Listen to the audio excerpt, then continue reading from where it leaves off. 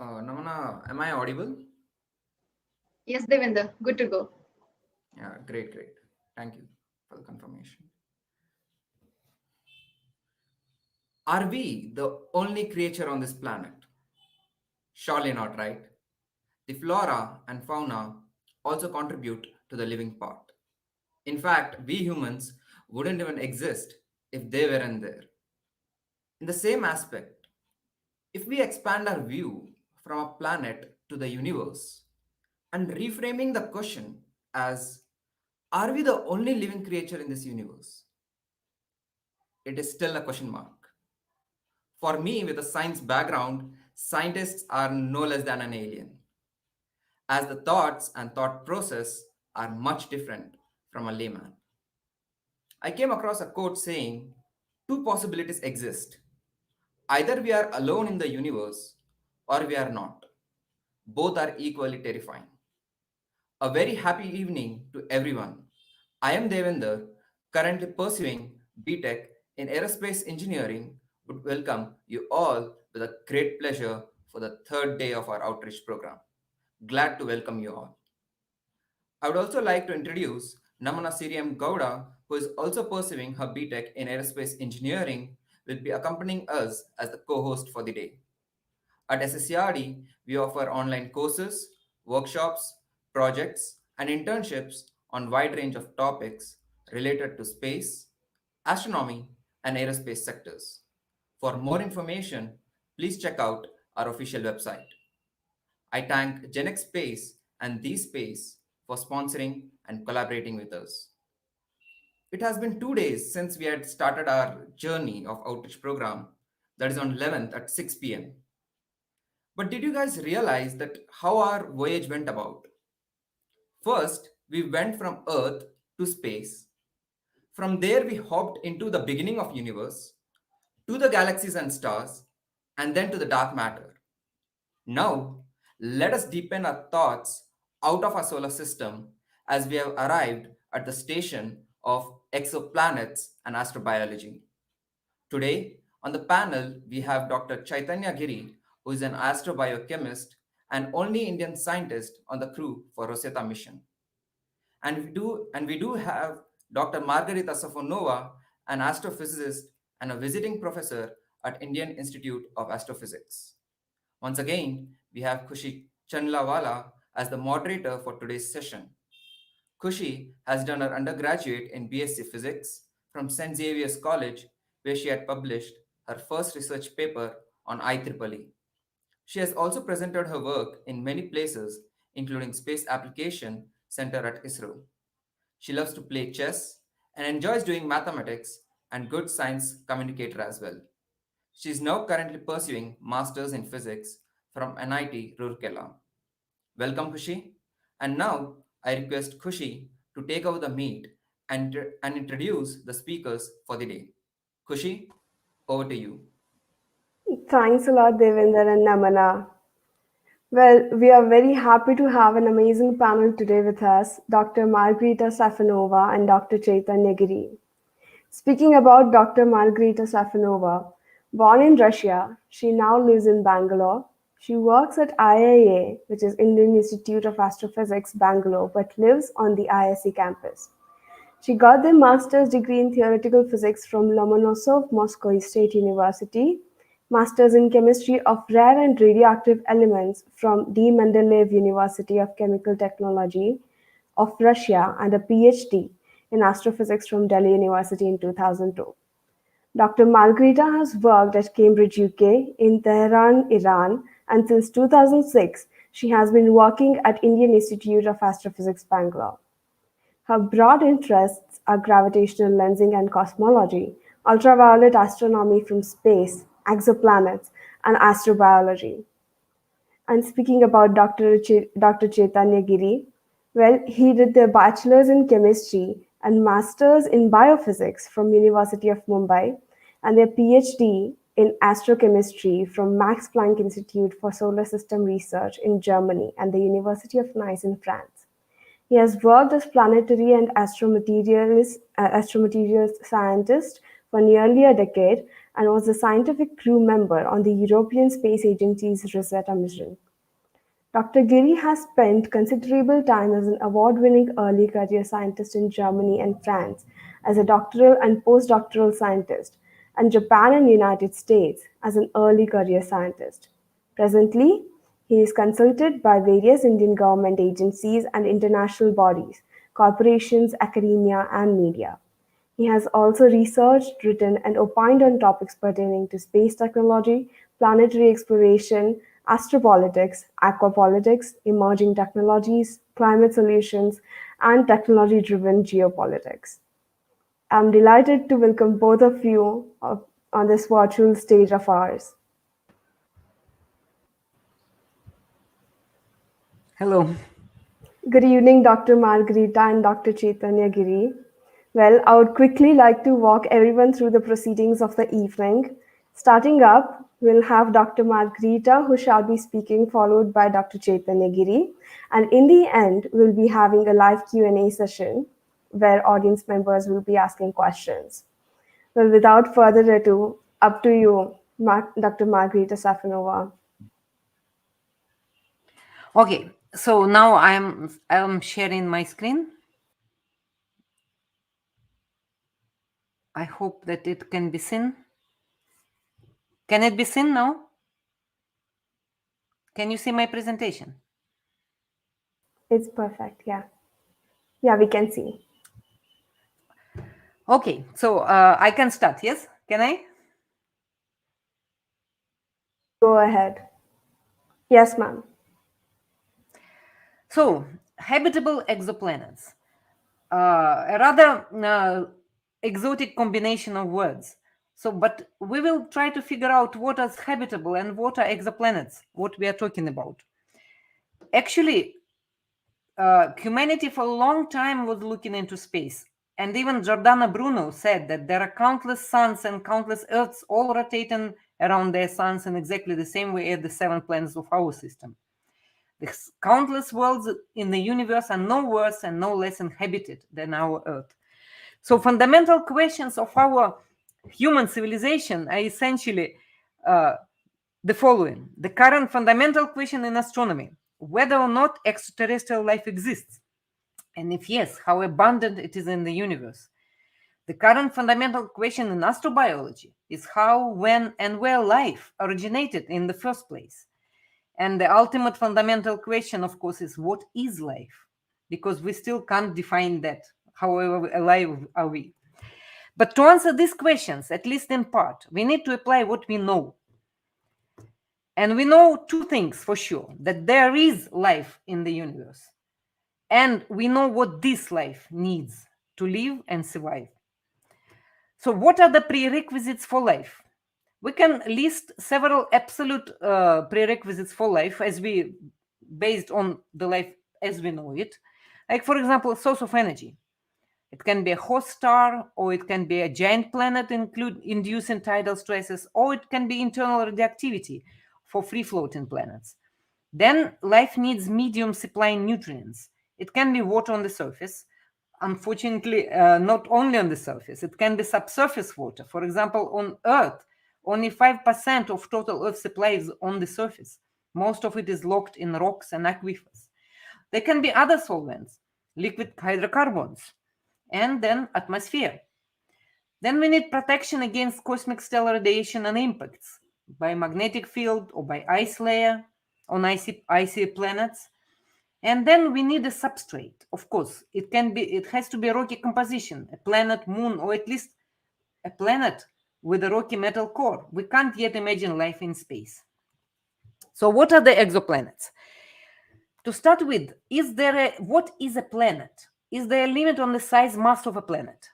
The lower mass limit may be assumed as a Mimas. Mimas is our minor planet. Approximately minimum mass required for an icy body to attain a nearly spherical shape. The smallest known exoplanet, which lives near the pulsar, and it is size of half of the Mercury. And the smallest exoplanet known to us orbiting a main sequence star is Kepler 37b, which is slightly larger than the Moon. But what about the upper mass? The upper mass limit may be easier. There is a natural lower limit to what constitutes a star, 0.08 solar units. But then we know about something called brown dwarfs. Distinction between brown dwarfs and actual stars is subtle.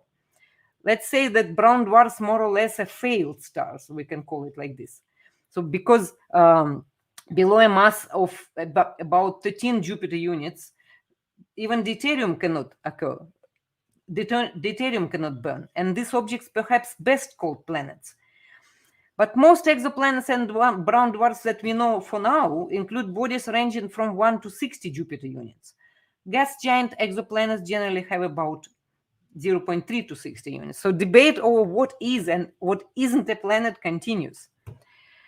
Exoplanets are actually extrasolar planets, planets outside the solar system. But in principle, we have a very rich solar system. We cannot exclude solar system objects in this debate. Firstly, some of our planets or moons can be habitable or even inhabited. For example, Mars may still have subterranean kind of life because there is water there. Europa, Enceladus, Ganymede, Callisto, they have subsurface oceans kept warm by the tidal stresses. Titan has essentially Earth-like surface, and also it has underground ocean. And secondly, our planets can be used as calibrator. For example, based on the composition, the simplified planet taxonomy using the solar system can be like this: rocky, icy, gaseous. And thousands of detected exoplanets now being called as super Earths, hot Earths, mini Neptunes, hot Neptunes, ice giants, rocky terrestrials, terran, subterran, and so on. So using solar system data and exoplanets data where the mass and radius are measured, data from the low mass stars, brown dwarfs, and gas giant, we can actually make a plot with the approximately clear distinctions of planetary taxonomy. Mass and radius here emerge as fundamental parameters. Here it plotted terrestrial worlds. Blue are our solar system planets, and Neptunian worlds, and Jovian worlds, and low mass stars. And as we can see that with developed theoretical models, it's already possible to exclude planets from the potential habitability list based on these mass radius values. For example, we don't believe that Jovian worlds are more or less habitable, though there is some interest in research, but maybe we will have time to talk about it later. And again, we don't want to live on Mimas or Miranda. They're too small.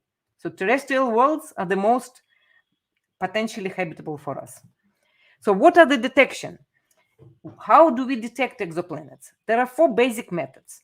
Doppler spectroscopy, where shifting spectral lines of the host star due to the result of its radial motion because of gravitational influence of any orbiting planetary companion or companions. Then there is transit photometry.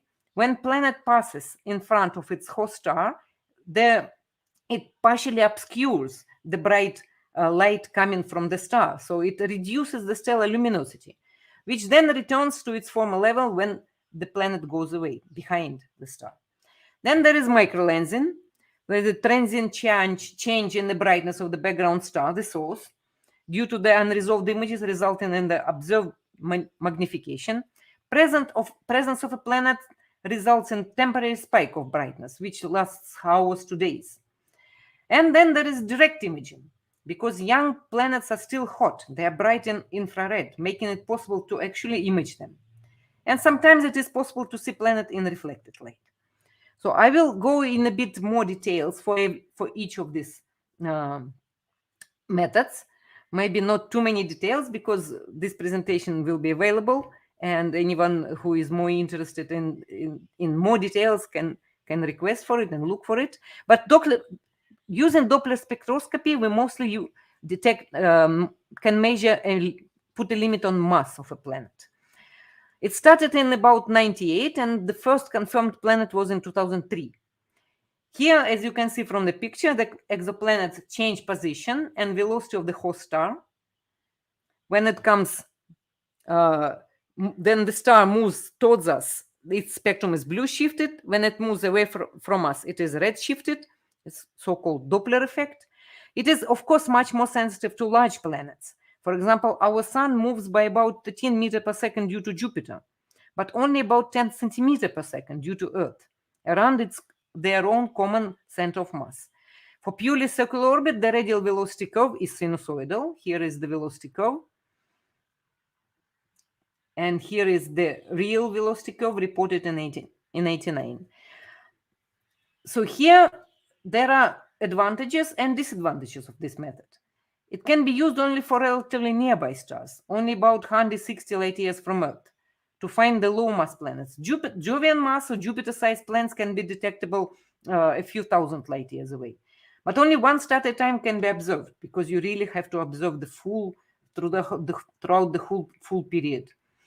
Unsuitable for finding planets around variable stars, because changes in stellar emission swamps completely the small effect caused by a planet.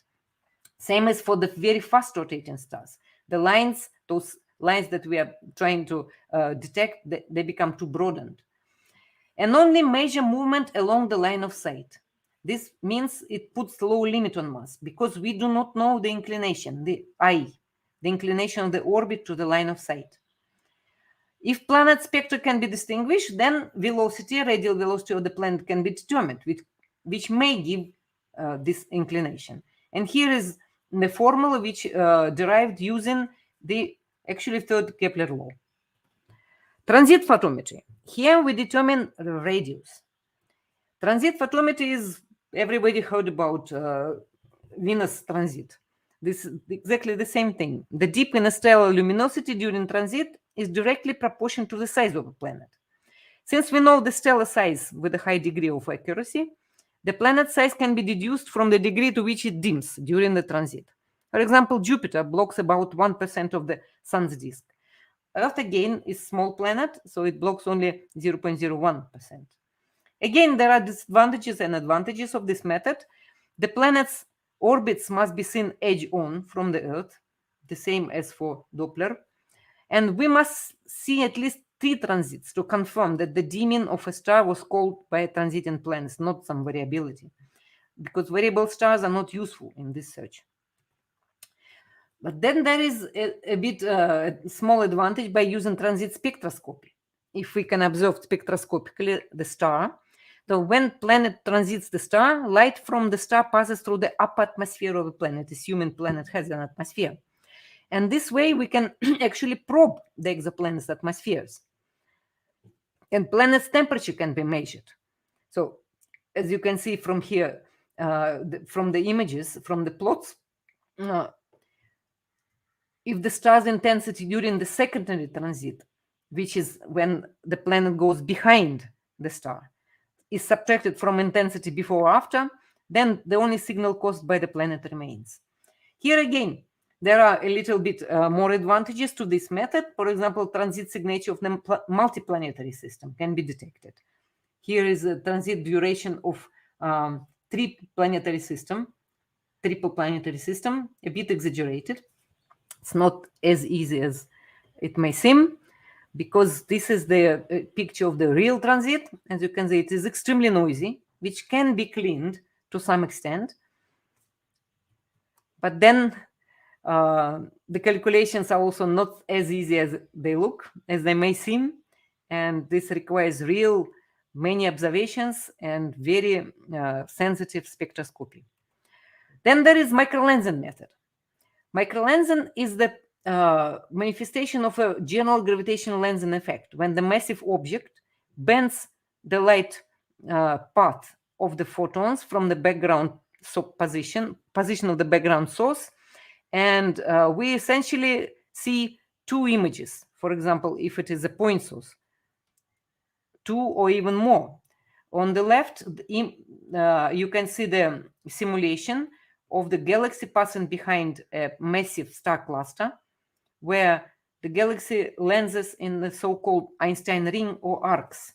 And in the middle is the real Hubble image of the lens system, consisting of 2 galaxies, background galaxies stretched into arcs, and they are lensed by the these two huge foreground elliptical galaxies. This lens system is called Cheshire Cat, the smile of Cheshire Cat. If the source is point source, then it will lens into images. Like on the right, there's a picture of clover leaf image. It also has a fancy name. This is the quasar lensed by due to the foreground galaxy which is seen in the center. So microlensing, those were all gravitational lensing when the you can actually resolve the separate images. But microlensing is when the distance between the images is extremely small in micro arc seconds. That's why the name microlensing. Here, we cannot see the images themselves, and we can only see the total magnification.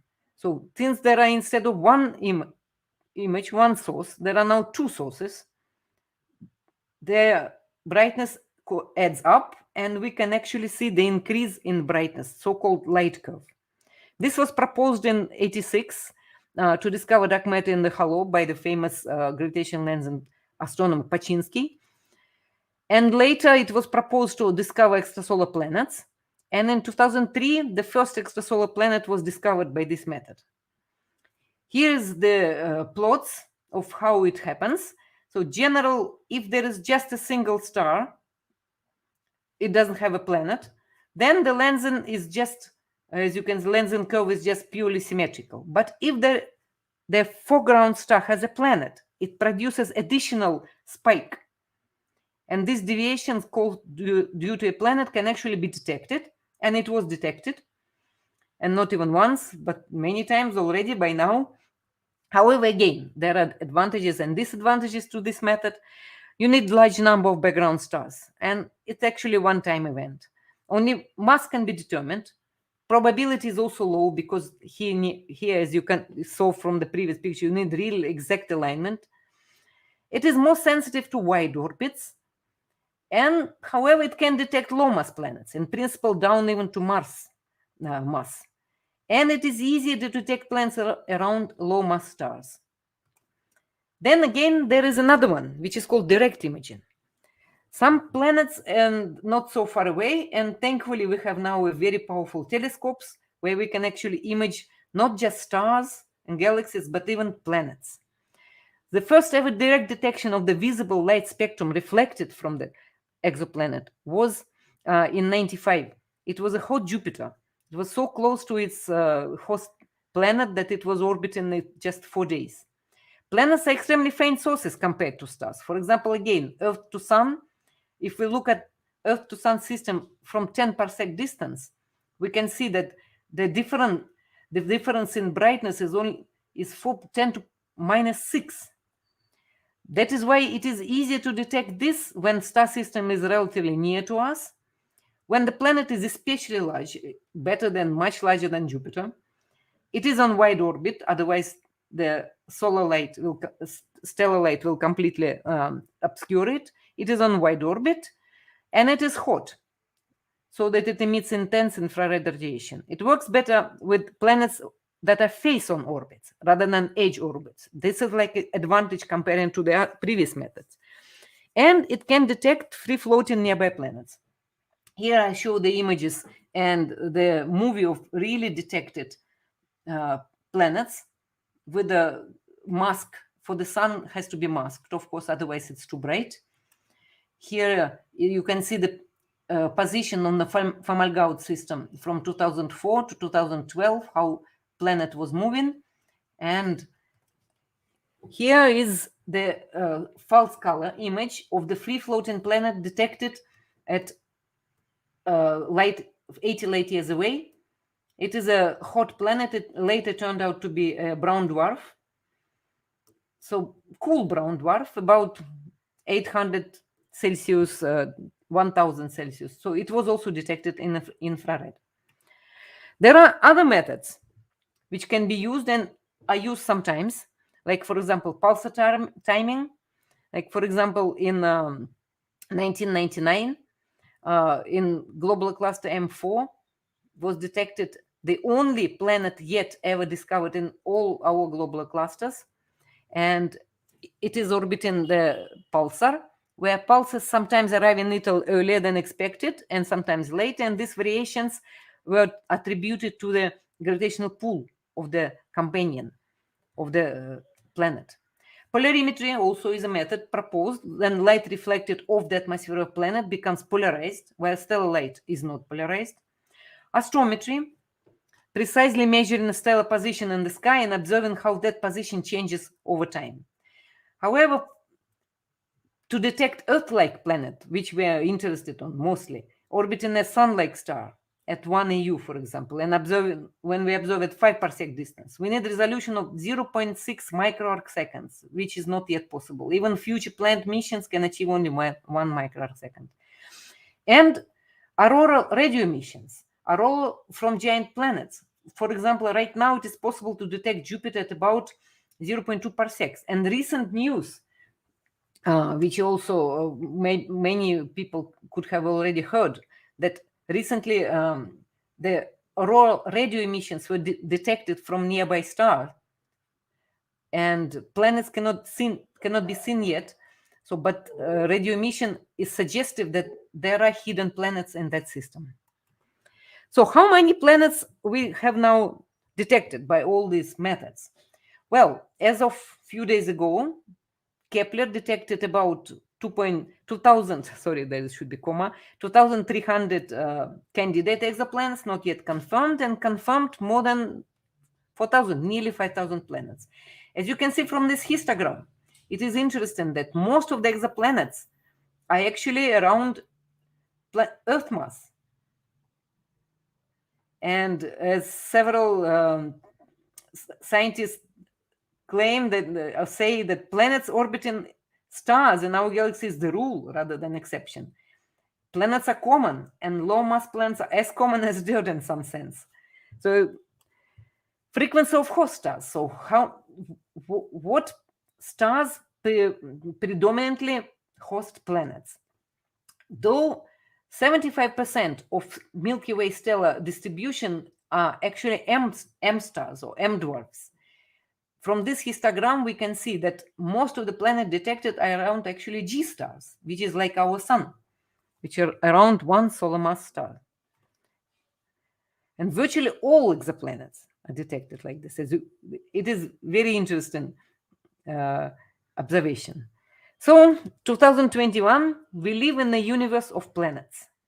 It helps buy our confidence that planets are really everywhere.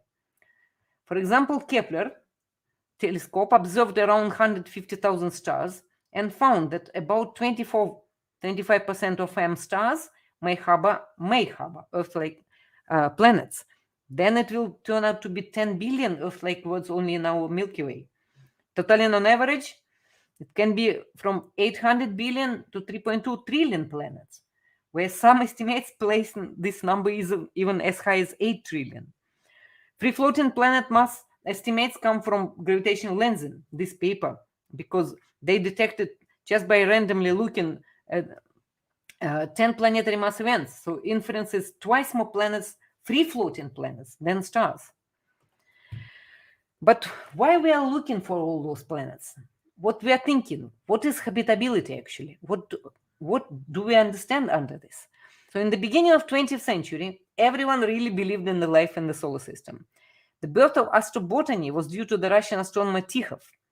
He firmly believed that Mars has vegetation. Early probes showed how unlike Earth are Mars and Venus, there is no obvious life, and the gloom set in.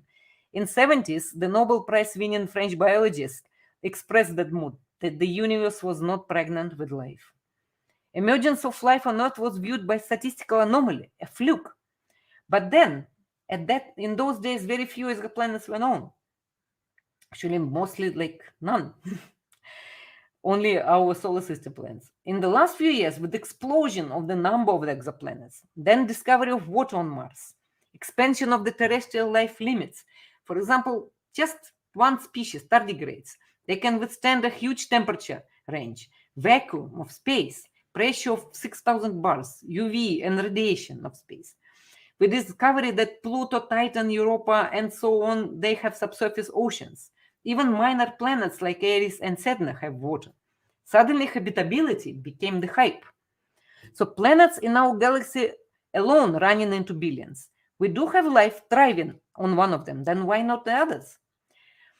Recently, several understanding of the universe and our outer space came together, and what we now know is that nature makes planets with absolute ease. Small rocky planets are overabundant. Space chemistry is extremely rich in organics. Early chemical steps that are important for the origin of life do not even require an already formed planet. They were in deep space already before even planets formed. Encountering a hospitable environment like Earth, they can actually jumpstart life. Water is everywhere in the universe. Life essential elements, so-called SNOPs, are all made by the very first stars, the so-called population 1 stars. Mind you that our sun is population 3 star. Life on Earth exists in a very broad range of conditions, from minus 200 to 150 and so on. Some of it doesn't even need water or oxygen, and plants can be made in very early universe. So prerequisites and ingredients for life seem to be abundantly available in the universe. So the search for habitable exoplanets has essentially 2 goals, as far as I understand, as it is for me. Both of them, if fulfilled, will have profound implications for our civilization. One is to seek life elsewhere outside the Earth. Another one is to seek a twin Earth, preferably nearby. This goal in principle is to have a planet habitable for our kind of life, but uninhabited. So if necessary, we can shift there in the faraway future. But what is a habitable exoplanet in our current understanding? A planet that is able to beget and sustain life, or inhabited by some kind of life, or suitable for us to live on, or suitable for some other kind of life yet unknown to us. It's interesting to note that intelligent life, like us, once evolved, is no longer in need of a very precisely defined biosphere. We humans can already create our own biospheric habitats on planets that are lifeless in our definition, Mars, Venus, or the Moon. Even space is habitable for us. The ISS is the perfect example of it. There are actually habitability extreme views. I can't not share this with you. Like, for example, starting with Dickey in 61, the whole universe is habitable. Like, our universe is not too cold, not too hot, not too young, not too old, just right for life. Or in 2016, habitability of the universe only increasing. It will keep increasing until the final stars die out over the next 100 billions of years.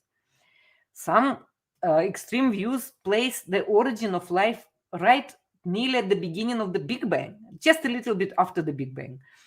Like, for example, 10 mega years, million of years after the Big Bang. It is based on the microwave background radiation temperature, which is about 300 K, which is a warm temperature, warm flow allowing early rocky planets to have liquid water on their surfaces. Some of them unfortunately say that we are a statistical fluke, living with the G star. As you remember, the M stars constitute 75% of all the stars in our galaxy. Another thing says that life on Earth has a low chance outlier. The main life breeders in the galaxy are circumbinary planets. But I like what Freeman Dyson, very funny guy, once said: anything is habitable if you're clever enough. Why we are so obsessed with habitability, actually? Why we search so much, spend so much time, money, and efforts to look for life elsewhere? Well, in spite of nearly infinite universe and billions of planets, available chemistry everywhere, years of SETI listening, it seems that nobody seems to be out there, which is what is called also Fermi paradox, which makes our planet actually a unique place. And this goes against the so-called Copernican principle, against all our scientific principles, which says that we are not unique. We are just the average planet around an average star in the average galaxy. This situation resembles the time when Edwin Hubble discovered that galaxies are moving away from us, which made the Earth seemingly the center of that runaway. The observations or the facts indicated also that the Earth is a special place, which was uncomfortable for science. Gratefully, the theory, Einstein and so on, existed prior to these observations, which could explain the facts in a scientifically satisfactory manner, as you may know, that expansion of the universe. At present, we know that we live in the universe of planets, and the observations, facts, show that the Earth is unique, a special place. Just like with expansion, we may not see the whole picture yet, and this is, as a scientist, that I firmly believe in. So how do we define habitability? Do we say that habitable or potentially habitable, is it the same? So we can place definitions like this. Potentially habitable planet, a rocky, terrestrial-sized planet in the habitable zone of a star where the surface water is allowed I mean, where the temperature is good enough for the surface water to exist on the planet. Habitable planet, a rocky, terrestrial-sized planet in the habitable zone with detected surface water and some detected gases in the atmosphere. And inhabited planet, the best case scenario, a rocky, terrestrial-sized planet in a habitable zone with simultaneous detection of such atmospheric species and surface species as water, ozone, oxygen, nitrous oxide, or methane. So habitability, in other words, comes to measure of a planet potential to develop and sustain life. But can we quantify it?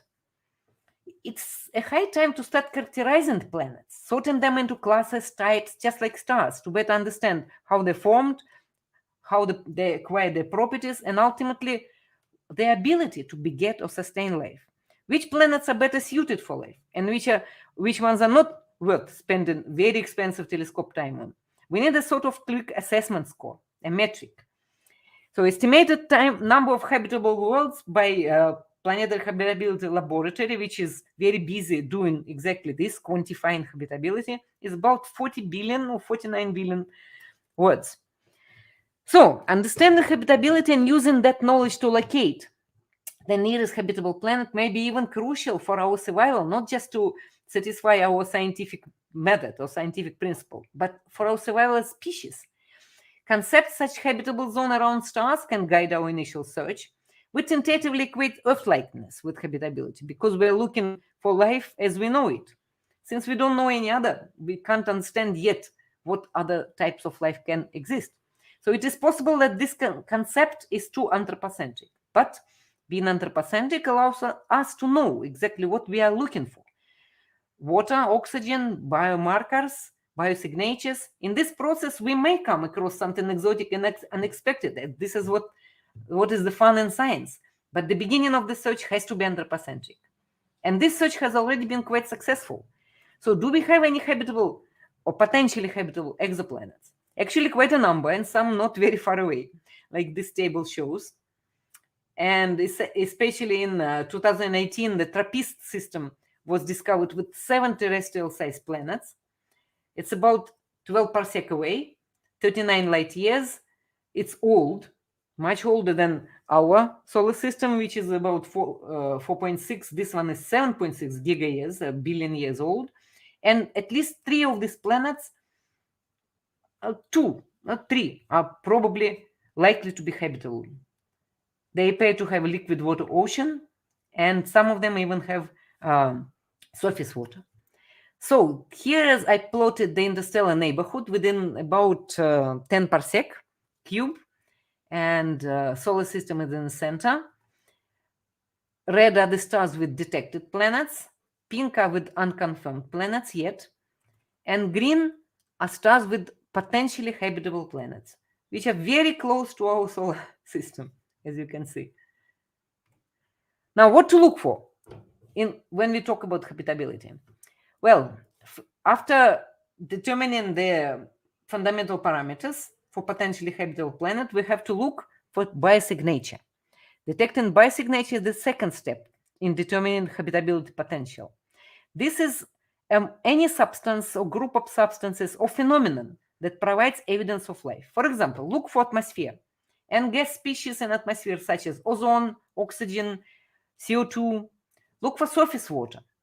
Or we can look at day and night variation of concentration of gases, illumination, surface changes. For example, due to the seasons, plants induce surface changes on our own planet, and it can be detectable from the space.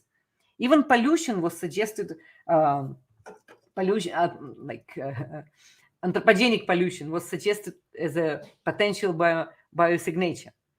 So the challenge of characterizing exoplanets and hopefully identifying sign of it's not the subject of a small group or single software. Not only does it require expensive observatories, telescopes times, but it also requires expertise of scientists from different fields. And that's where astrobiology comes in. And not only astrobiology scientists, but NASA or many other agencies now seeking help of citizen sciences. For example, here is a page of NASA citizen science project, one of the projects, which is called Exoplanet Watch. As you know, there are many telescopes. There are many to be launched. Will be many telescopes. There are lots of ground-based telescopes and observatories, but astronomers are very few. For example, let's take India. Astronomical Society of India hosts less than 1,000 members. And actually, most of them we know either personally or at least by name. So there are not enough scientists, there are not enough astronomers to analyze the huge amount of data. It's not even petabytes, it's more than that. So that is why astronomers seek the citizen scientists' help. Here is the light curve of a transit, hot Jupiter exoplanet, as observed with a very small 15 only centimeter telescope, which can be done also by amateur astronomers. Exoplanet explorers, you can discover new planets. This is a Planet Hunters test telescope, transit and exoplanet survey satellite, provides huge amount of data. They offer you to look at this curve, light curve, and task was, do you spot a transit? Say yes or not. And there is a tutorial. Or for example, exoplanet exploration by NASA. This is site Marble in the Sky, the hunt for another Earth.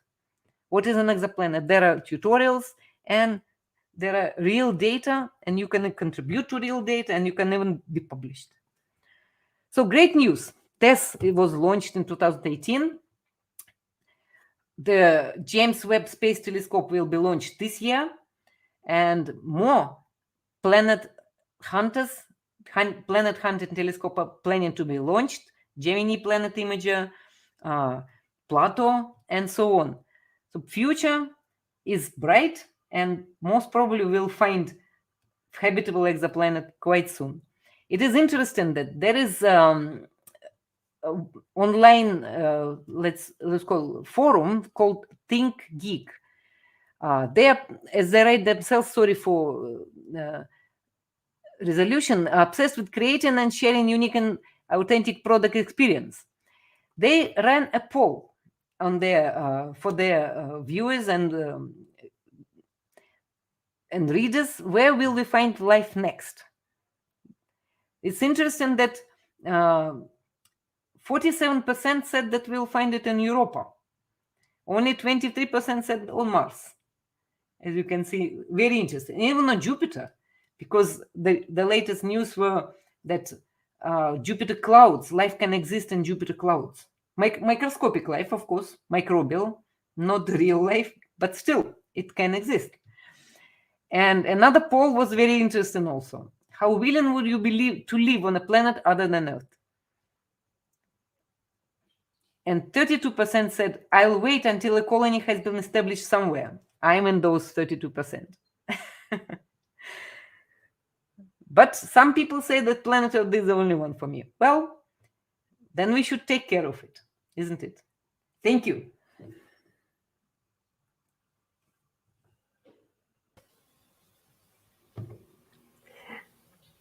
Thank you, Dr. Margarita. That was really inspiring and very satiating to know about all these techniques that we use to calculate different aspects of in search of our exoplanets. And to know that we have found so many exoplanets here as similar as Earth till now, yet no one possesses life. It makes us feel exceptionally ordinary, I may say. It's a good point, no? Yeah, absolutely. On one hand, it's a good point. Yeah, agreed. Well, I would quickly like to call upon the stage Dr. Chaitanya Giri now to proceed. Thank you, ma'am. Dr. Giri, up to you. Yeah, yeah. Thank you, Khushi, Mrunal, Vishesh, everyone at SSERD. You've been doing great. Uh, this is a great series. I've been watching and getting some great reviews from your previous episodes, and I'm sure by the end of this celebratory event that you're organizing, you will be inspiring a lot many space engineers and scientists and lawyers and policymakers and whatnot. Uh, some of them will go on to join startups, space startups. Some of them will go on to join scientific institutions, big companies. Things are looking quite bright here in India as well as globally. uh, Before I jump on to astrobiology, let me give you a clear picture that I am not an active scientist anymore. I am more so a passive scientist, and by that I mean that I usually work on the periphery of science, but I do take care of science because I am involved in shaping some of the policies and how to go about space exploration. So you'll find my lecture or my intervention right now will be very practical, in the sense that I only talk about things that are doable in the near future or in our lifetimes. Because, to be very honest, astrobiology is a pursuit that humanity has always had. We've given different names to it. Different cultures saw it differently. Uh, uh, some of it saw it with a spiritual intent. Some of it saw with a scientific intent. Some of it saw with a very economic and gung ho intent. But we have always believed that there is life out there, and we'd like to meet life someday or the other. But let us be very practical. We are just one generation with a career lifespan of around 30 to 40 years. A normal human being can't work beyond that. And to be realistic to that fact, uh, I don't think we'll be the generation. It's less likely that we'll be able to find life anywhere, at least in our generation. But if the subsequent generations to come, if they are to look out for life and continue the search that we have initiated, or the baton that we've been carrying from our predecessors, then we have this responsibility of creating a repository of knowledge that we can pass on to them, and so that one fine day, maybe a few years from now, maybe 100 years from now, 1,000 years from now, they'll be able to find life and be prepared to encounter that life form, be it an unintelligent life form, a microbial life form, be it something as ferocious as dinosaurs, as you've seen in several movies, and something as intelligent as us, or maybe even more intelligent than us. Uh, but what we know for sure in the past 50 odd years of space exploration, uh, 50 to 60 years of space exploration, that there is a tremendous amount of natural material present in our vicinity that gives us evidences that yeah, at least this star system, this solar system, is quite conducive to hold life. And why do I say that? Let's go back into the 1950s and 60s. That was the time when the term exobiology came into being. The word came, astrobiology came much before that, in the early 1900s. But after the initiation of the space age in the 50s, the word exobiology took shape, thanks to efforts from Nobel laureate Joshua Lederberg, who's also the person who coined the word artificial intelligence. So, a person who is responsible for coining the word artificial intelligence is also the person who coined the term exobiology. That says something. Uh, and when he did that, that was the time when we were about to go to the moon, not to look out for life, but to check our capabilities. If we could reach there, if we could send humans there, how would they survive? What would they do? Bring in some rocks. Those rocks got analyzed, uh, not only in the United States but all over the world. If you talk to some scientists, some really old scientists here in India, they would tell you that they had seen Apollo rocks coming to India in 1970, somewhere around that period, uh, uh, and they were brought by uh, the astronauts who were the first to land there, Armstrong, Aldrin, and those. So that was the period when people started looking at extraterrestrial material very seriously. So when the rocks came here in India, they were really analyzed with whatever instrumentation we had at TIFR. So the rocks came first at TIFR, and then they went around the country. Then subsequently, around the same period, there were some seminal papers written on um, some meteorites and how these meteorites are containing organic molecules. And these were not simple organic molecules. The meteorites were definitely consisting of amino acids, which are precursor to proteins. Then they were consisting of several other precursors for carbohydrates, precursors for sugars, glyceraldehyde, glycoaldehyde, and all those kind of molecules. And all these molecules were found in meteorites.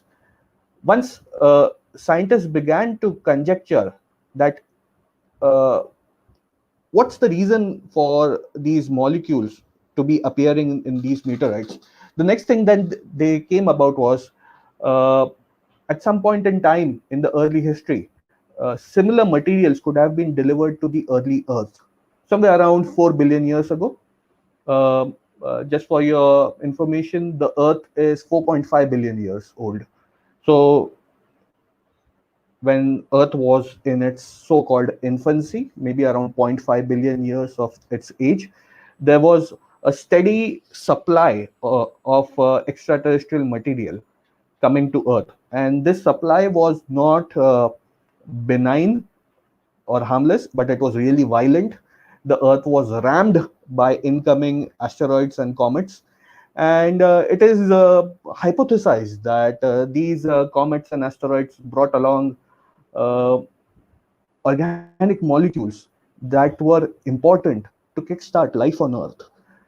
Uh, we are not very sure about if that really happened, but there are few evidences here on Earth as well as on the Moon, because the Moon bears a lot of evidences from that era.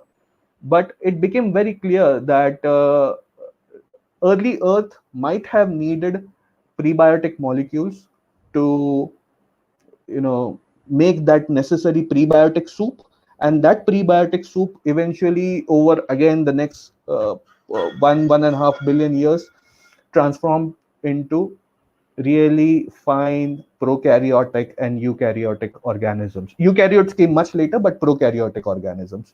So the first molecules, the first DNA, the first RNA, nucleic acids, the first protein molecules, the first peptides, the first sugars, carbohydrates, came perhaps because of delivery of such organic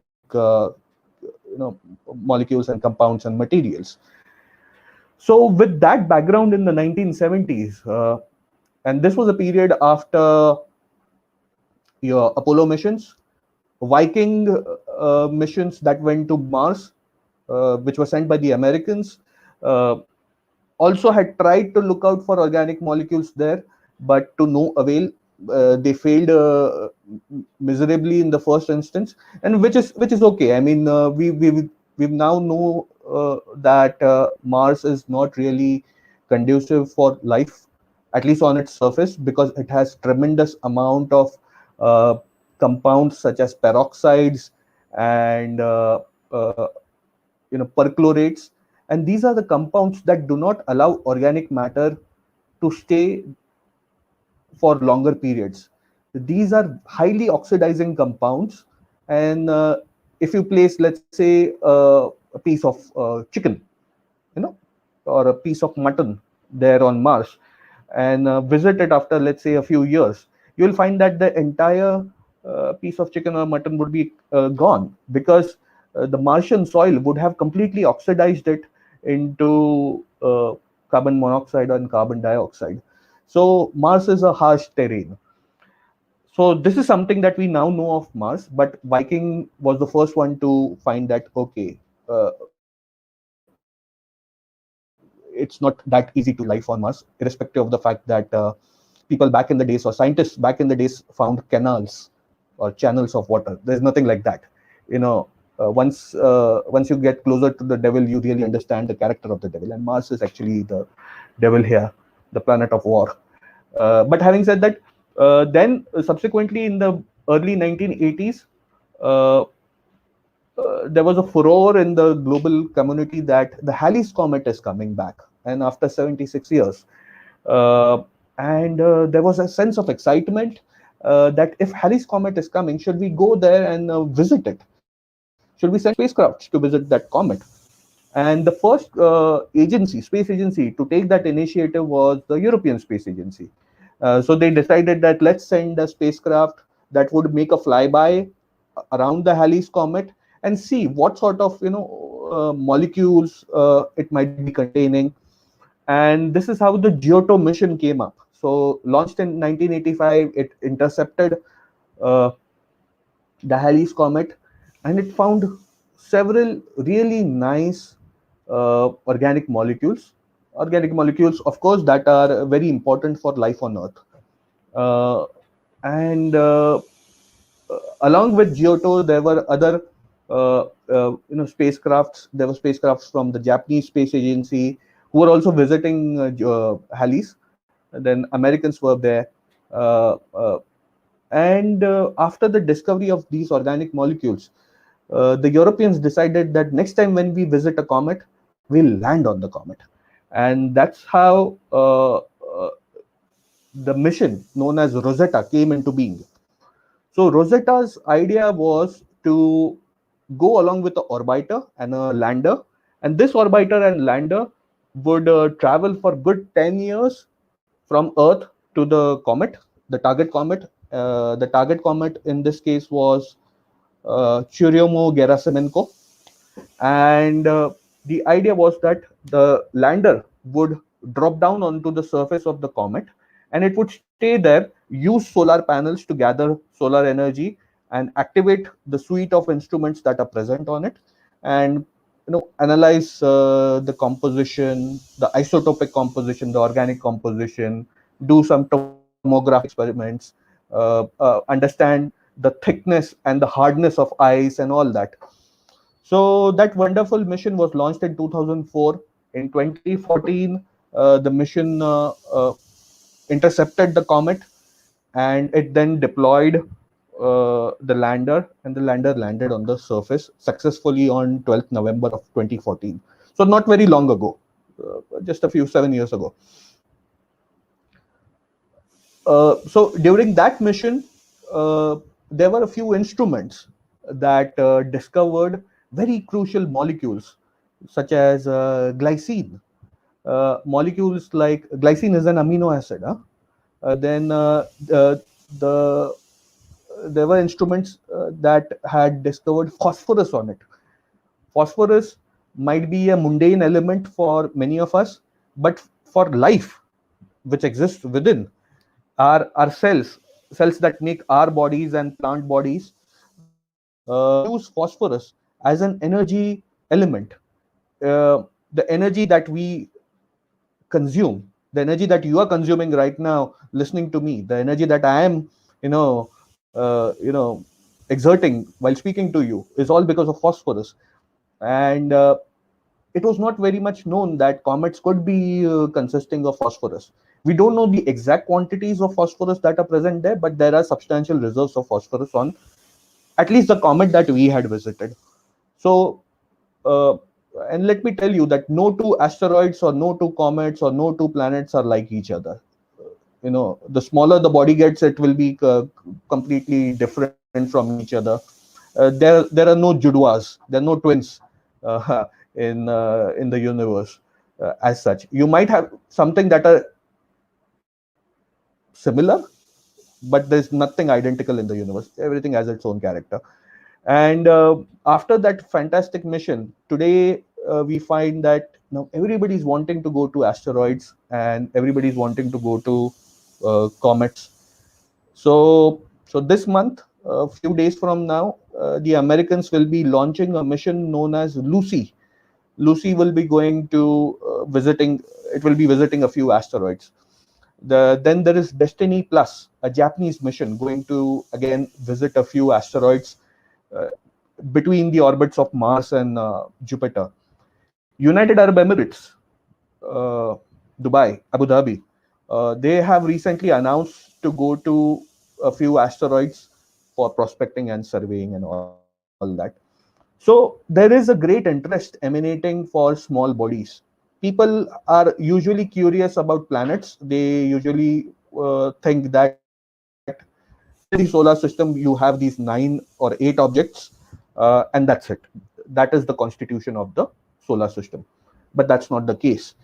You have billions and billions of small bodies. Some are a few hundred kilometers wide.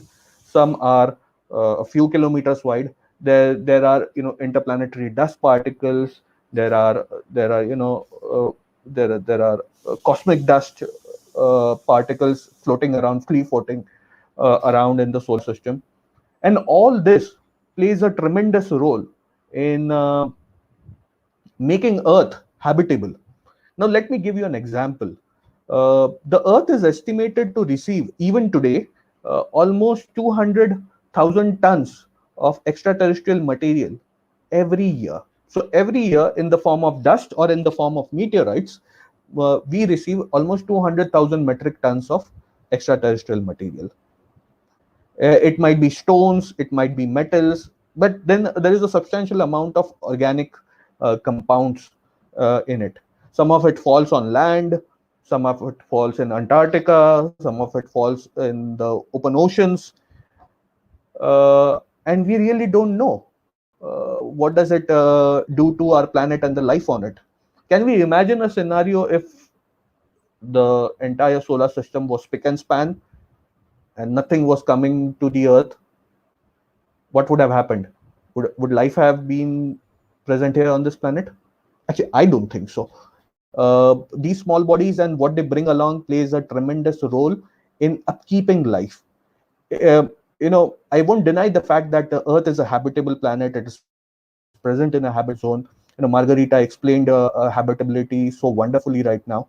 But it's very important to know that these deliveries play a very big role in upkeeping life in a certain way. For instance, the iron that falls in the form of meteorites, the element iron that I am talking about, it is consumed by planktons that are present in the seas, and these planktons consume that iron, and while they consume that iron, that planktons are then consumed by fishes and krills and shrimps and whatnot, and then they go on to feed the larger food chain. So astrobiology is not only search for life. Astrobiology to me, or astrobiochemistry or astrogeochemistry or astromaterials, is to me, how does a planet interact with its star system? So we might be interacting in a certain way, we as in Earth. Europa, as Margarita just spoke of, might be interacting in a completely different manner, because it does not have the terrestrial surface. It doesn't have the rocks, the substratum, uh, like the way we have. Mars behaves completely differently. So habitability is widely affected by presence of organic rich meteorites and organic rich asteroids and comets and whatnot.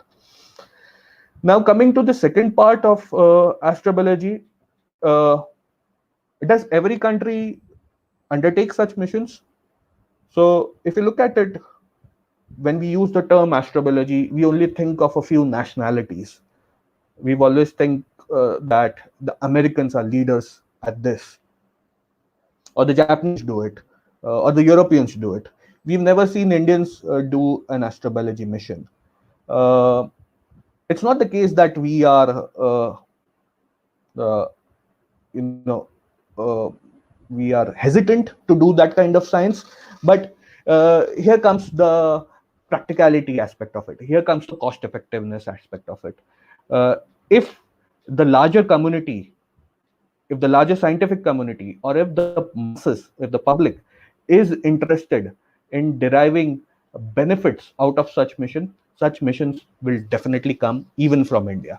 So, for instance, after Chandrayaan, both the Chandrayans 1 and 2, the next Chandrayaan that would go would make a successful landing on the moon, and it will try to explore the composition of ice, water ice, or another types of ices that are present on the south pole of the moon, and see whether these ices uh, have any biological signature or any chemical signature of any kind. Yeah, Vishesh and Khushi, I'm sorry, I don't have any slides, so I'll be extempore. I hope that is fine. Huh?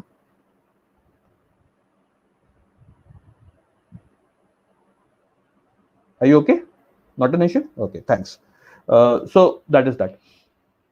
So Chandrayaan 3 will exactly look at that. Then there is another attempt by India to club with the Japanese mission to the moon and do, get into that sort of astrobiological analysis of the south pole of the moon. And it's coming at a very, unique juncture. While we start to explore Mars and Moon more frequently, as in there are many countries now who are wanting to go into that zone and look for life out there. But then there is another dimension to it, which is going there for economic reasons. So, for instance, last year, uh, uh, the Americans, uh, the American government initiated something known as the Artemis Accords. You must have heard that word. So, Artemis Accord is an agreement led by United States, where it invites partner countries to come and join them, and these countries then together pool resources. It could be technical resources, monetary resources, human resources, and then they together would want to send frequent missions. Frequent as in they would want to send a mission to the moon every quarter of a year, and that is what the plan is. And so once that happens, you will have missions going entirely for economic reasons, and then there will be missions that will be going entirely for scientific, and then within that there is a subset of astrobiology driven missions. In all this, what we'll have to take care of is that we wouldn't want to contaminate the moon with life forms that are present here on Earth. So we would want to prevent this forward contamination of the moon or Mars, because irrespective of the economic activities that we are planning, we would want to maintain the environmental sanctity of the moon. And this is something that has to be taken very seriously. Secondly, Mars, which in terms of probability of life there stands at a much higher ground than the moon, we'll have to take extra care while we go to Mars and set up bases on Mars. I usually don't like the word colony, because India does not have a great experience of that word colony, because we have been colonized for more than 200 years. But I would like to use the word base or a habitat, and that is the thing. So Americans have brought into their fold Canada, United Kingdom, Italy, Luxembourg, United Arab Emirates, uh, then Australia, New Zealand, South Korea, Japan. So this is a grouping that is now collectively trying to send continuous mission to Mars and Moon. And while doing that, they are bringing in their industry. So companies like Nokia are wanting to set up 4G network on the moon. They have been given the contracts. Companies like Toyota are building, cars, compressed air cars, where astronauts can travel on the surface of the moon, whatnot. Then Honda is investing. Another automobile company, is wanting to invest in setting up hydrogen fuel cell plants on the moon. Uh, and these are all, capital intensive uh, experiments and projects. So a singular country can't do that. That's why they are wanting to come together, so that you know the responsibility is shared, and the returns are, if there are any economic returns to come by, they are, again shared between the partner countries. Similarly, the Chinese and Russians are planning something known as the International Lunar Research Station, and they are wanting to set bases on the surface of the moon. And there is another plan that both these countries and their partners would want to have a orbiting space station orbiting around the moon. uh, we are not part of any of these clubs for now. And and then there are many countries that are space capable who are not part of this club, or these two clubs. So for instance, France is not part of any of these two. Germany is very active in the space domain. It is not part of these two. Then there are several other Western European countries like Denmark or Netherlands. They are not part of this. Uh, India is not part of this. And we'll have a tremendous opportunity in the coming days. And I'm especially talking about engineers here. That astrobiology is not only about people who know biology. So when I speak about astrobiology, let me tell you, I have a bachelor's in chemistry, a master's in biophysics, but that master's did not account for a lot of biology. And then again, a PhD in chemistry. So just to clarify, and just to, just wipe off any wrong notions, several domains and several disciplines make astrobiology. So if you are an engineer, you could be working on an instrument that is of importance for search of life. So for instance, the instrument that I was working on the Rosetta mission was known as a gas chromatography mass spectrometry. So that type of instruments are used not only in biology labs, but also in environmental science labs. It is also used in nuclear technology labs. It is also used in defense sector. It is also used in medical sciences. It is also used in physical sciences, whatnot, in geological sciences, whatnot. So there are tremendous opportunities for you guys to initiate ideas for instruments that can, play a role in astrobiology. There are tremendous opportunities for you guys to come up with ideas that can prevent forward contamination and then backward contamination, because you wouldn't want to send organisms from here on Earth advertently or inadvertently, let it stay there, get bombarded by radiation, and then let it come back as a mutant. You wouldn't want to have that. So there will be tremendous amount of opportunities in that sector, where the planetary protection protocols and planetary protection officers are employed. And this is especially in terms of going to the moon and Mars. I'm only talking about the neighborhood, which is the inner solar system, because this is the region where you will see heightened activity, human activity, because we are going to increase our presence in this zone. Anything beyond Mars is slightly out of touch right now. And we are not thinking about going to Europa or landing human feet there on Europa or Enceladus or Ganymede or whatnot. So there's a clear distinction. You will go to Mars in the next 20-25 years. India will play a very big role in that. Uh, and beyond Mars, at least for the next 20, 25, 30 years, until you guys or we guys, we don't get retired or kicked out of the professional lives, we are not going, humans are not going in that direction. Because it takes time, missions don't come that easy. Missions are really expensive. It takes a lot of planning, and good large missions takes tens of years of planning. So even if we contemplate a mission now, it will take at least 5 to 10 years to reach somewhere. So that is that. Now coming to the aspect that I like very much apart from science, what are the career opportunities, because you guys might be interested in that. Like I said, there are plentiful opportunities in astrobiology.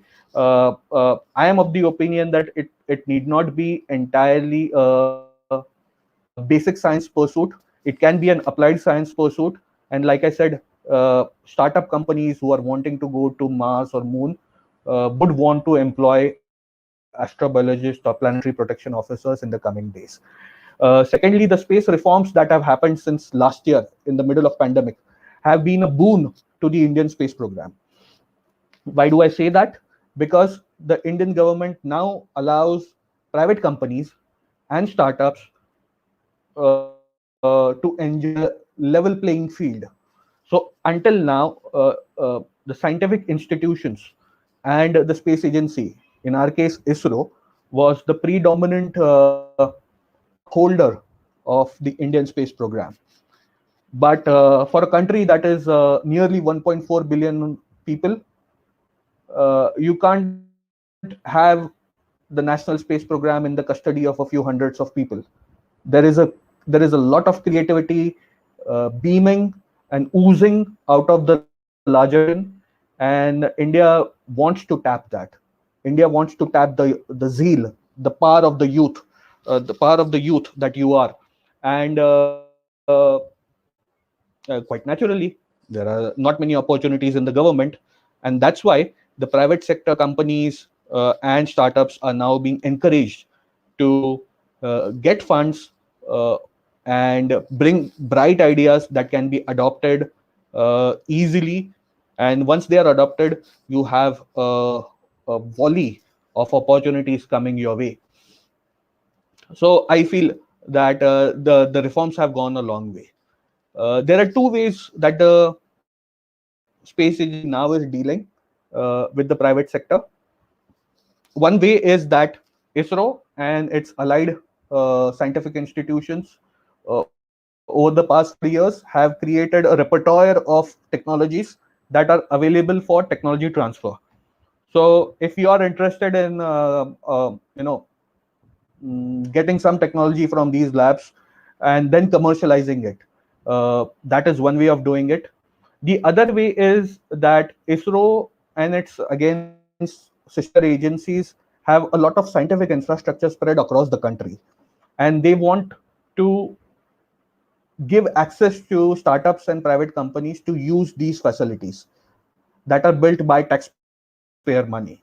And once you start getting access to these high-end labs, you will be able to do good science, good engineering without worrying about, hey, whether would we get access to this high-end infrastructure? It's so expensive that you wouldn't want to raise it entirely by yourself, because there's not that much money for everyone. So for instance, rocket launch facilities will be made available for you.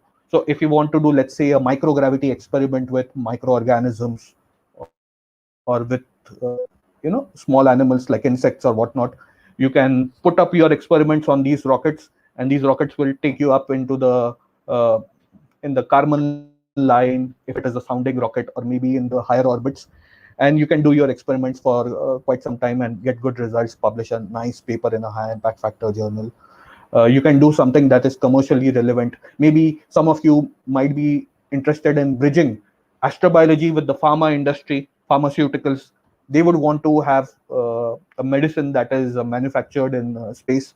Maybe it could have a different property altogether.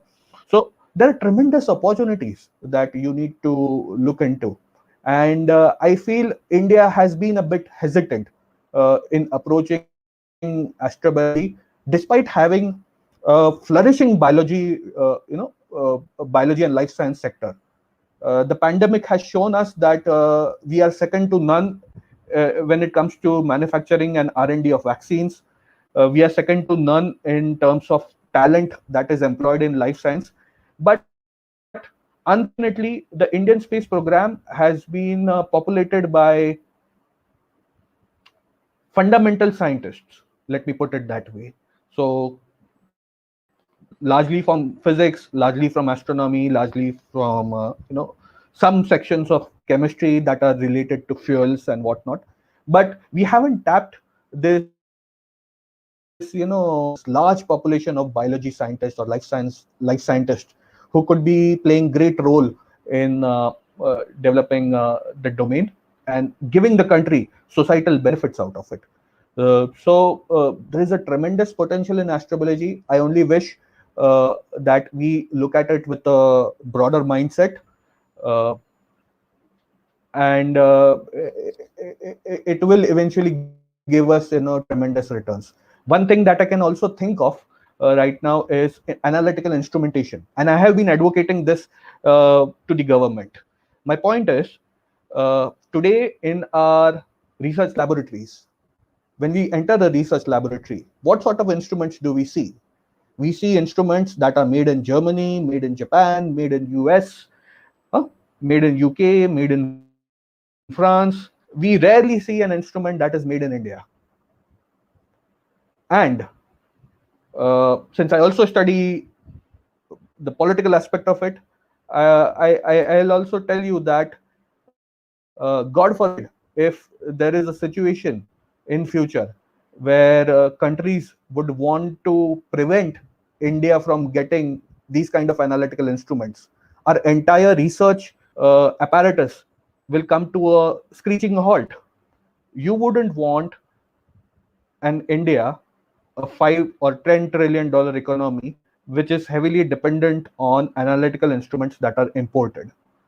Because if you depend on those kind of imports, your physics labs, your chemistry labs, your information technology labs, your engineering labs, your medicine labs, your life science lab, pharma labs will all come to a screeching halt. And that's why uh, domains like astrobiology compel space agencies to develop instruments. I'll give you an example. So the instrument that I was working on is known as COSAC, Cometary Sampling and Composition Experiment. I told you it's a GCMS. And we had a sister instrument which was exactly identical to ours. So my instrument was built in Western Europe, whereas the sister instrument that I am talking about was built in UK, in United Kingdom. And this sister instrument was supposed to measure isotopic ratios on the surface of the comet. So it was supposed to measure the deuterium to hydrogen ratio, okay, on the surface of comet. It did that science very well. There were very nice publications that came out, but the team that built that instrument, they sold that technology to a company known as BAE Systems.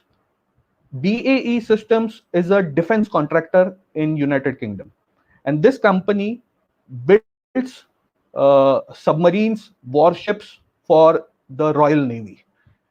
And the instrument that got sold to BAE System is now modified, and it is now retrofitted into uh, the new class of nuclear submarines that that company has built for Royal Navy. So, and imagine an instrument that was built for astrobiology purposes or astrochemistry purposes is now modified, and it is now fitted into a nuclear submarine. Look at the potential.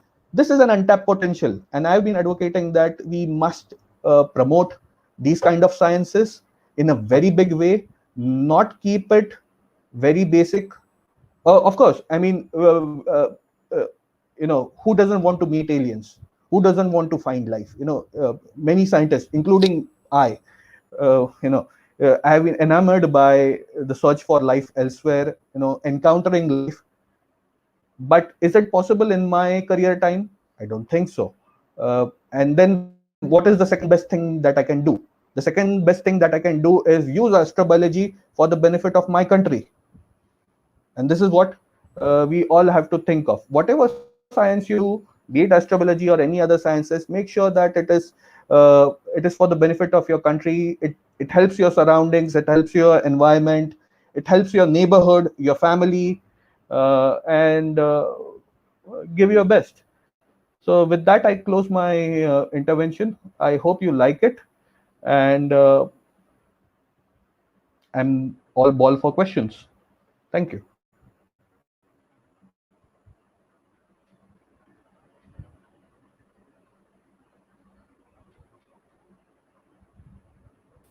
Hello. Yeah, Thank you, over to Dr. the host. Chaitanya Giri.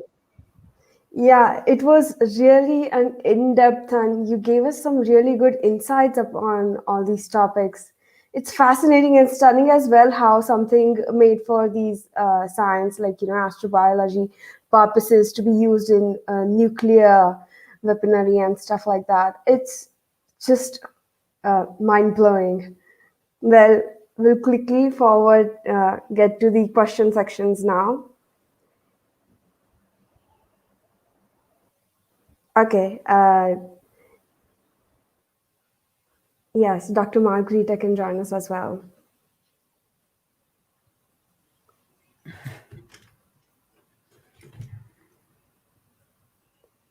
Well, shall I say the first question now?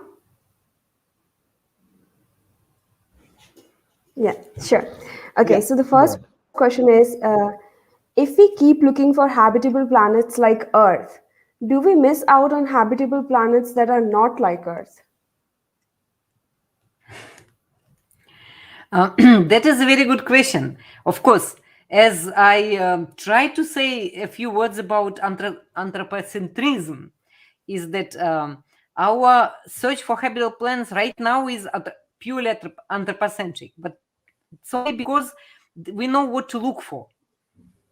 However, even away from this, now people started talking about Titan, for example.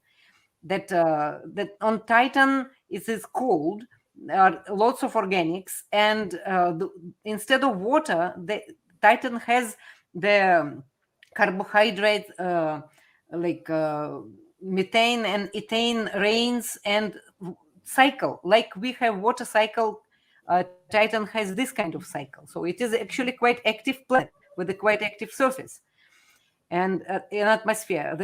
And some scientists are even talking about that some kind of life based not on carbon, but for example based on silicon, it is possible there. So yes, we are slowly looking for some other possibilities, but to answer the ultimate fundamental question, is there any life, we first have to look for Earth-like conditions, because there at least we know what to look for. Yeah. Well, Dr. Giri, if you want to add something.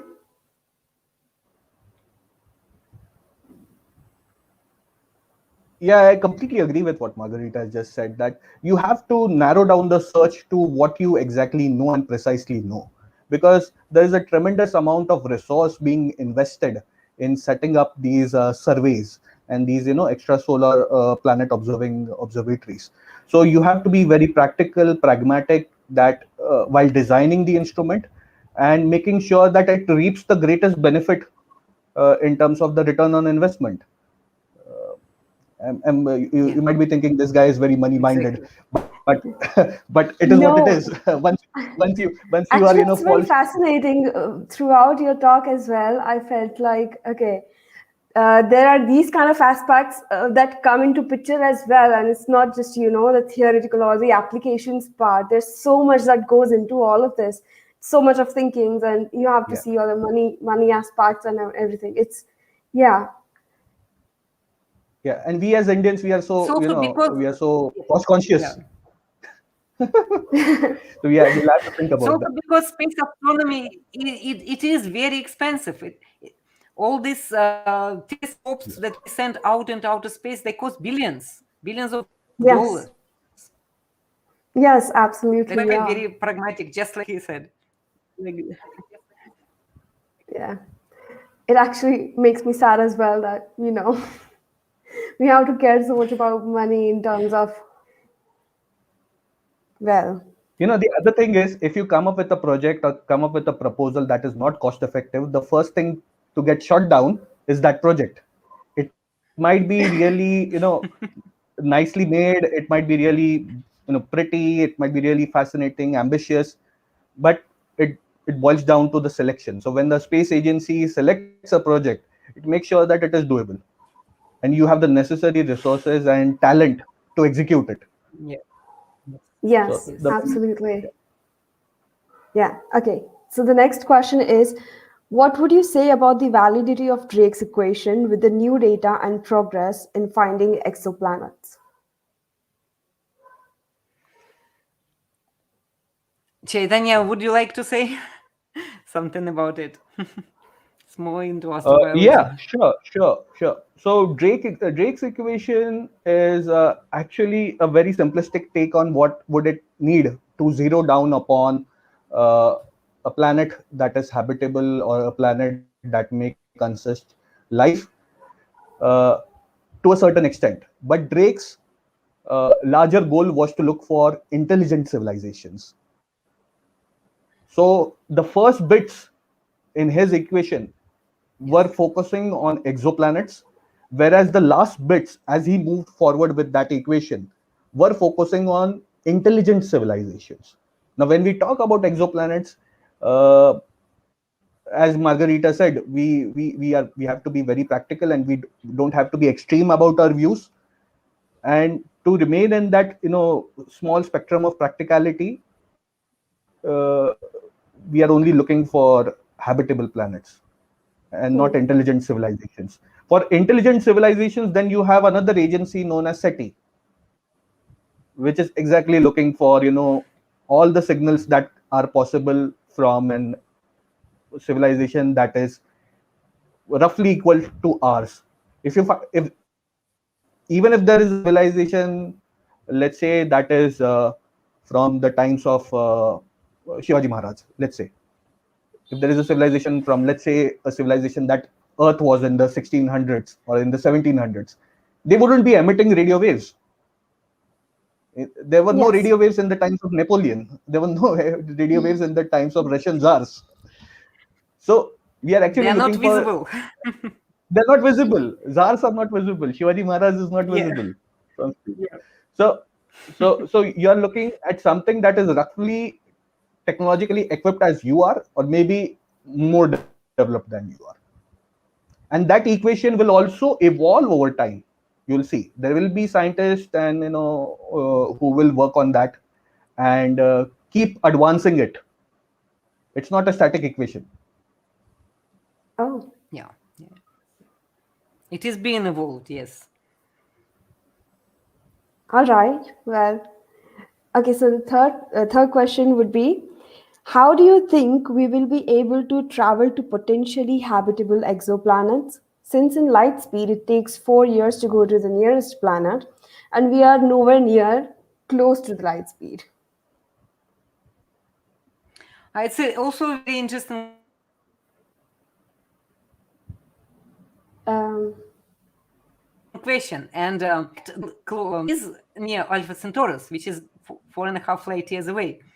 And in principle, there are, I mean, I don't know how serious are these discussions, but discussions are happening in the sense that there is something what's called Breakthrough Project, and they're planning to send the probes to Alpha Centaurus, not necessarily people, but the probes, which can go a bit faster. And there are, and Chaitanya can also must know about it, the projects which talk about that if you sleep, if you go to deep sleep, then in principle you won't be able, you will be able to number of years in the frozen conditions. So but what is good is that we know that there are planets in Centaurus system, and they are potentially habitable planets according to by their physical characteristics.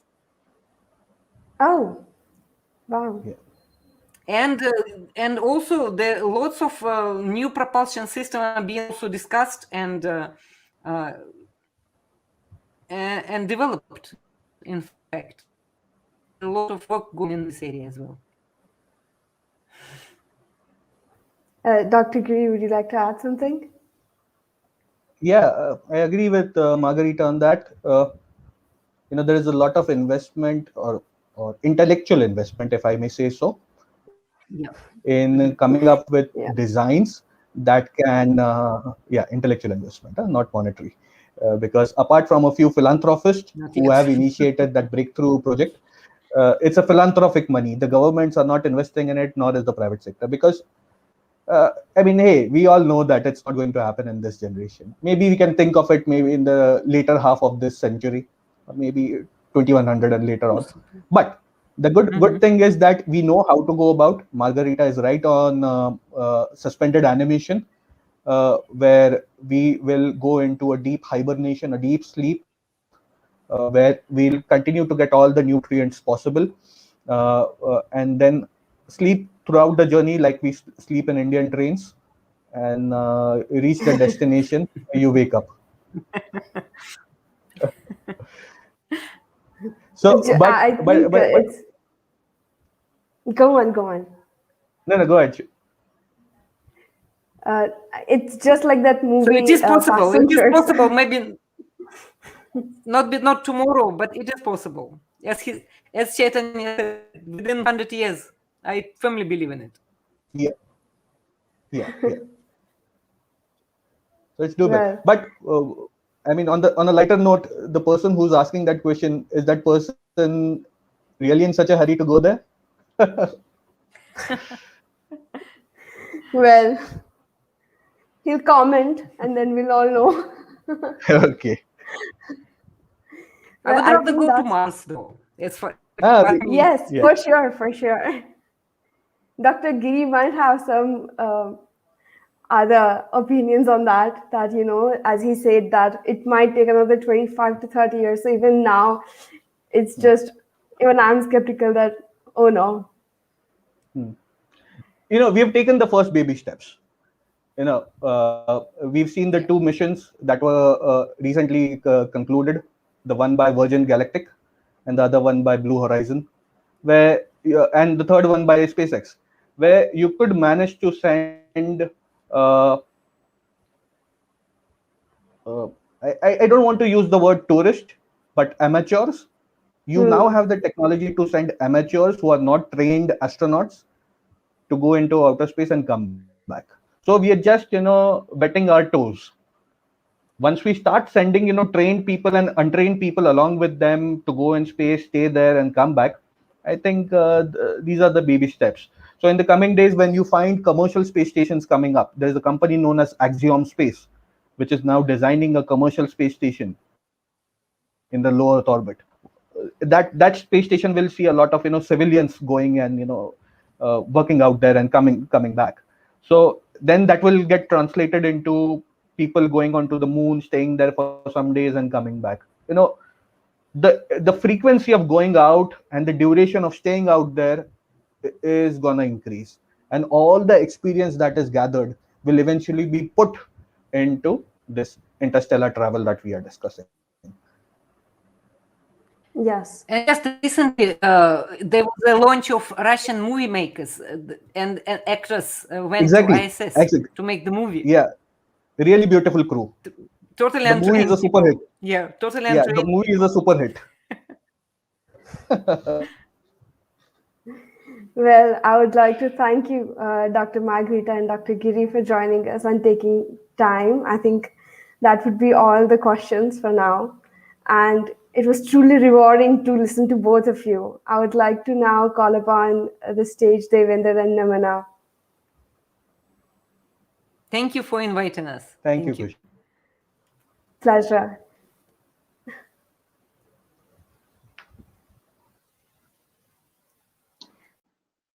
Thank you so much, Kushi. I would like to thank both the speakers for talking about the living wonders of universe. I also would like to thank Kushi for a wonderful moderation. It was delightful to learn about different methods in detecting the exoplanets, learning from method of Doppler spectroscopy to the direct imaging, including additional methods such as pulsar timing, polarimetry, astrometry, and aural radio emissions from Dr. Margarita. Not only that, thanks for letting us know on what to actually look for if we discover an exoplanet. I would like to thank Dr. Chaitanya Giri for covering most of the future missions, especially for letting us know about the different missions which are planned to explore the smaller yet exciting objects in space, such as asteroids and comets. also for touching upon the plenty of opportunities that are available to the students. Earth is just a drop in the ocean, and we have a whole ocean, in this case, universe, waiting to be discovered and explored. As Dr. Margarita mentioned, there's a need for more astronomers as the data waiting for the analyzers is just huge. I remember taking part in the international asteroid hunts and making a few preliminary discoveries. There are many such opportunities available online for the citizen scientists where you can discover asteroids, exoplanets, and a few marine research opportunities as well, because most of the parts of the ocean is yet to be discovered. Please check out because these are really interesting. Proceeding further, let me share my screen.